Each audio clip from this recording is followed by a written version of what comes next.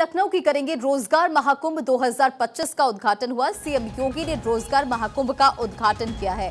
नव चयनित युवाओं को नियुक्ति पत्र वितरित किए। 70 लाख युवा योजना का लाभ उठा चुके हैं और 8 साल में पुलिस में 2.19 लाख भर्ती हो चुकी है। निवेशकों को सुरक्षित माहौल दिया जा रहा है। इन तमाम बातों का जिक्र दरअसल प्रधानमंत्री नरेंद्र मोदी जब रोजगार मेले का उद्घाटन उन्होंने किया, संबोधित किया, तब वो करते नजर आए।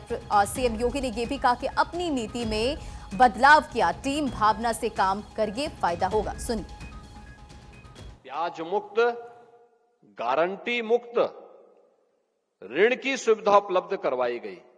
यानी कोई गारंटी नहीं, लेकिन उस जो लोन और बैंक से ले रहा है उसका ब्याज सरकार देगी और उसको उद्यम स्थापित करने के लिए 10% तक मार्जिन मनी भी गवर्नमेंट उपलब्ध करवाएगी।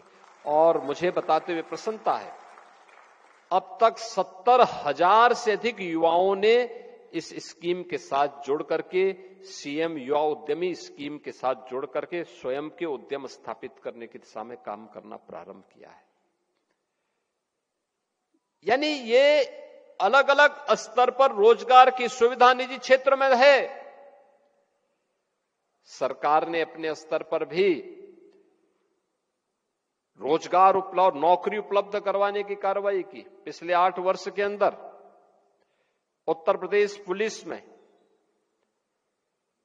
अकेले उत्तर प्रदेश पुलिस में 2,19,000 भर्तियां हम लोगों ने की और उत्तर प्रदेश के युवाओं को इसके माध्यम से सरकारी नौकरी दी।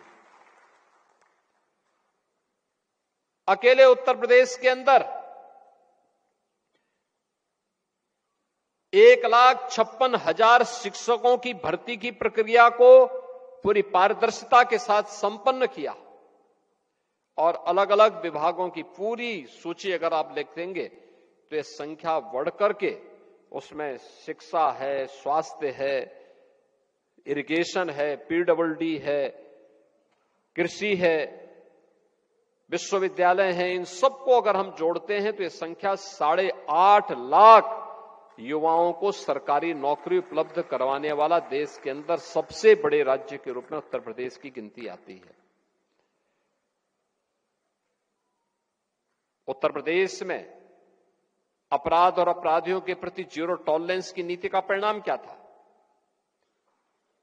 कि प्रदेश के अंदर निवेशकों ने इसको निवेश के एक बेहतरीन गंतव्य के रूप में, देश के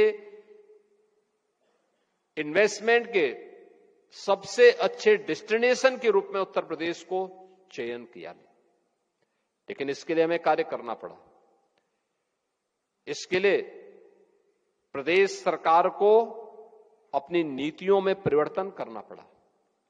अब तक 33 से अधिक सेक्टोरियल पॉलिसीज हम लोगों ने तैयार की है कि हर सेक्टर की एक पॉलिसी, कोई भी निवेशक किसी भी सेक्टर में वह निवेश करना चाहता है, उसमें इन्वेस्ट यूपी के पोर्टल पर जाकर के वह उस पोर्टल में देखें, क्लिक करें और जिस क्षेत्र में उसको निवेश करना है उस क्षेत्र के बारे में उसको पूरी जानकारी मिल जाएगी।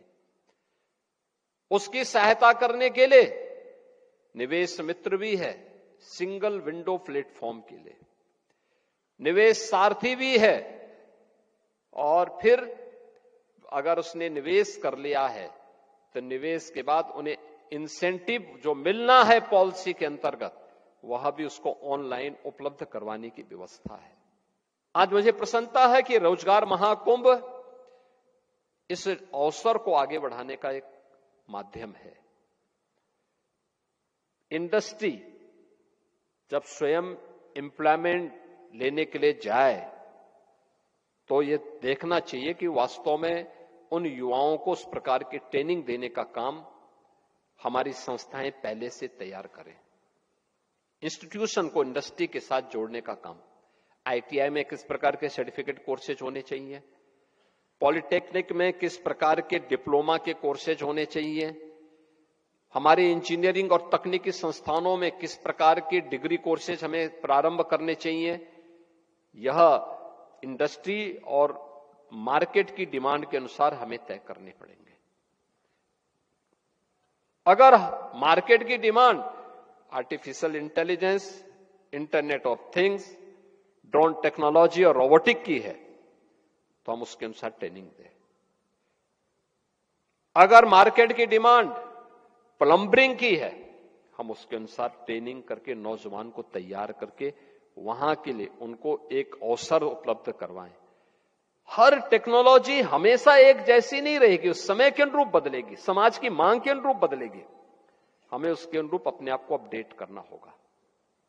एक तरफ ये, दूसरी तरफ प्रदेश के अंदर यह भी सुनिश्चित किया गया है। आज आपने देखा होगा, हमने कुछ यहां पर बहुत सारे अन्य कार्यक्रमों को, पोर्टल को आज यहां पे लॉन्च किया है।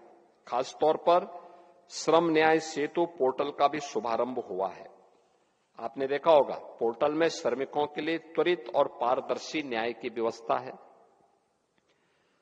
श्रम विवादों के ऑनलाइन शीघ्र समाधान की भी व्यवस्था की गई है। न्यायिक प्रक्रिया में डिजिटलीकरण से उसको और सुगम बनाने का भी प्रयास किया गया है। विवाद निपटारे में दक्षता और समय का भी उसको पाबंद किया गया, टाइम बाउंड किया गया है। श्रम अधिकारों से जुड़ी हुई सेवाओं को 24 घंटे उपलब्ध करवाया गया है और पारदर्शी एवं जवाबदेह व्यवस्था की स्थापना उसके माध्यम से। हमें याद रखना होगा कि उद्यम चलेंगे तो श्रमिक को रोजगार मिलेगा। उद्यम चलने चाहिए, ये शर्त है, लेकिन श्रमिक का शोषण भी नहीं होना चाहिए, यह भी उसके साथ आवश्यक है।